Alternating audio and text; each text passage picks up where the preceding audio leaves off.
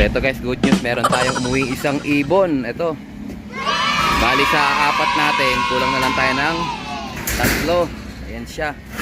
So nakainom na yan guys, kaya pahinga ka na Dudong. Kulang na lang tayo ng 3. Ayan, so gagayak ko ng patuka nila.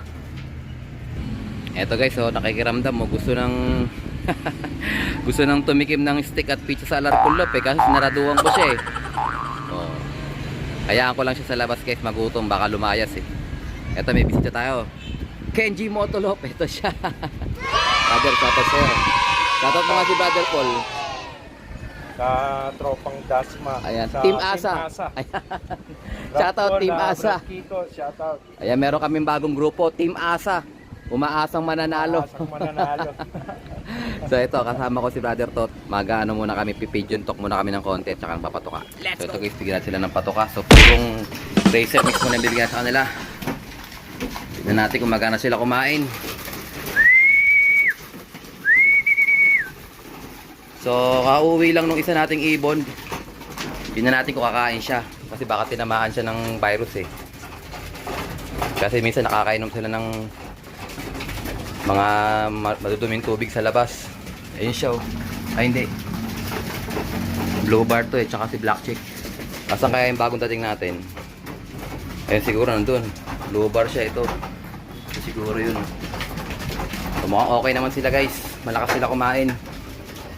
Yan ang observe natin sa kanila para at least madali natin silang ma-recover kung sakali man. Ito nangihingi ng tubig Ito, ang ganda na nito, ang kinis parang di galing sa bitaw Tubig ay nahanap nila guys. Buka muna sila ng fresh water.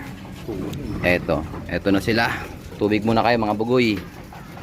Ayan si Black Eagle wow na wow loko So plain water lang yan guys. Kasi kanina nagbigay na tayo ng electrolytes Eto, mabilis din to si White Flight. Na-recover din natin siya, galing siya sa sakit. Tsaka bumibilis na rin si Pula. Lagi na yung nasa number 3 natin, number 3 bird, third bird.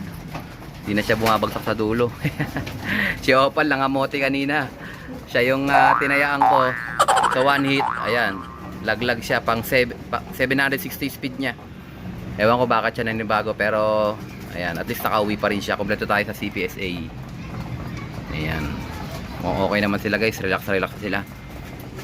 Ayan, mamaya ulit, let's go.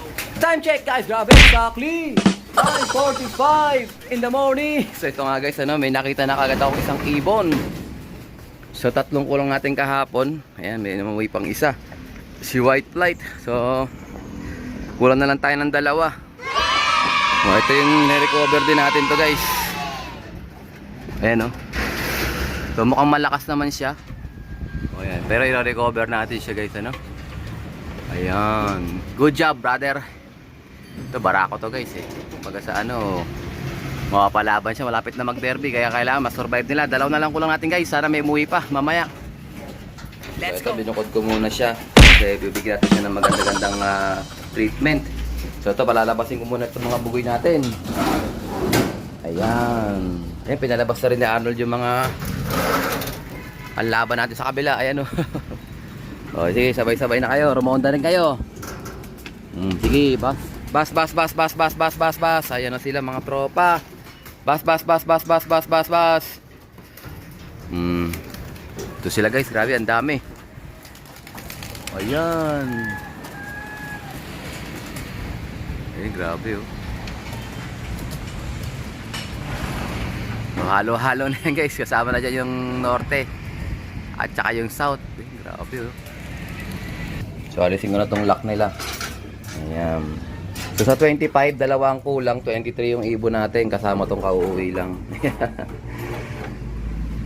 Sana mga ibon natin sila guys sama-sama na yan, north and south, dami. Grabe, pulo-pulo tong, parang di nauubos ibon natin guys. Pagkatapos ng season 0 tayo. Ang dami Yan, hilig lang na talaga natin magparami ng kalapati guys. Pero yun nga, may kaakibat na yan. May kaakibat na gastos. Okay lang yan, basta masaya tayo. Magnegosyo tayo para marami tayong pansuporta sa kalapati natin. Salamat sa Diyos sa mga sumusuportang tunay. Sa mga nag-a-add to cart dyan at umu-order sa mga paninda natin. Salamat sa Diyos. Dahil sa inyo, nakakapag-alaga tayo ng ganito kadami. Hindi biro yan guys, grabe patuka dyan. Patuka pa lang, nasa 15k na isang buwan. So pag wala tayong panuporta dyan, hindi tayo pwede mag-alaga ng ganyang karami. Ayun, sarap tingnan guys, oh. Oh, ayun, yung Black Eagle, kitang kita, oh. Oh, may kulay itim. Ayun, may konting puti sa pakpak pala yun. Ayun siya, oh. Black Eagle yan guys, dalawa yung magkapatid. O kundi yan yung isa. Marami kasing itim dyan eh. May mga itim ako dyan na Stitch. May mga itim ako dyan na Muleman. Okay guys, mamaya ulit sana makauwi pa yun. Let's go! Mga kulang natin. Ayan guys, mukhang malakas naman siya kumain kaya ayos na ayos din. Ayan, may tubig na siya dyan at saka patoka. Solo flight niya muna yung loaf. Sana makarecover siya na maayos. So first time lang natin nagkaroon na see you tomorrow guys. Normally pagka nawawala na yung mga ibon eh. Pero ito, nakaka-recover siya. So galing din sa sakit to eh.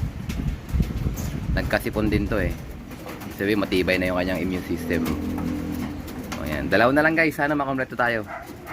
Abang pa tayo mamaya. Balikan natin sila. Ay actually, hindi ko na pala maaabangan to.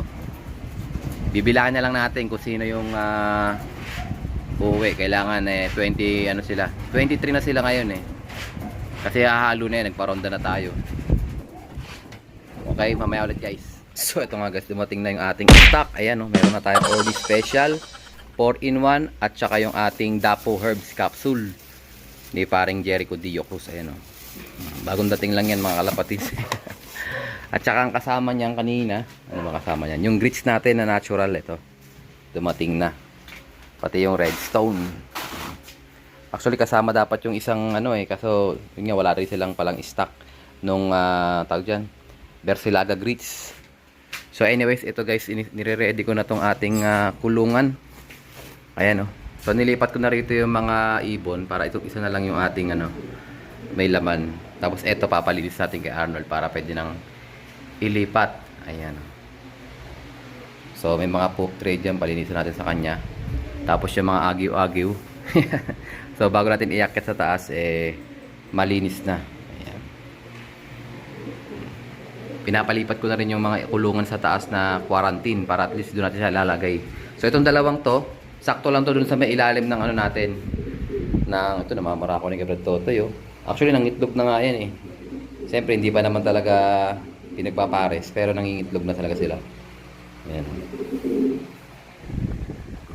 Okay guys, akit na tayo. Patukan na tayong ibon. Let's go! Ayan, dito natin lalagay yung guys, yung dalawang malaking kulungan natin.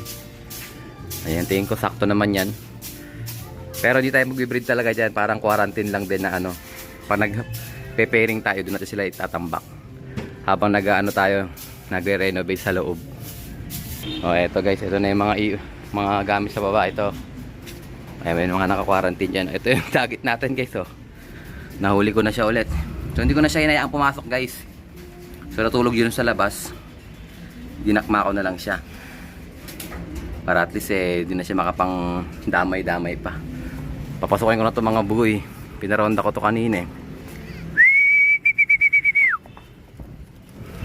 Pasok na mga bugoy.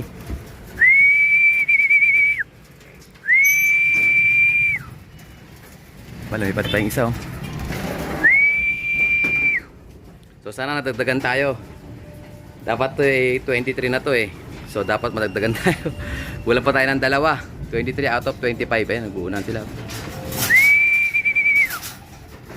Kain na mga bugoy. Maganda kasi guys, sabay-sabay silang kakain.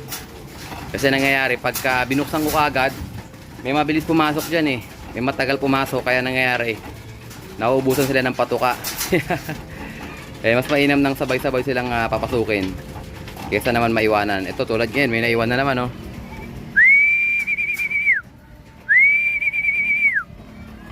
Panay ang kulog guys. Huwag kang smash na naman Smash na naman ang laban ng Hindi natin kung may ibon pa sa bubong. Ayan, meron pa. Ay, hindi sa kabila ito Okay na. Ito na sila lahat.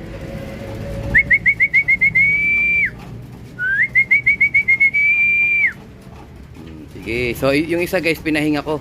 Nauna nang kumain yun, naiwan sa loob yun, hindi ko pinalabas ito. Ayun, nakatambay na siya. Pero tingnan ko yung droppings niya. Mukhang okay naman din yung droppings guys. Buo na. Ayan, bagong droppings na yan guys. Oh. So, mukhang recover na siya. Ito yung CO2 more natin kanina. Hindi ko na siya pinaronda para at least mapahinga siya. Ito naman yung ating mga bugoy. Galingan nyo, malapit na tayo mag-derby.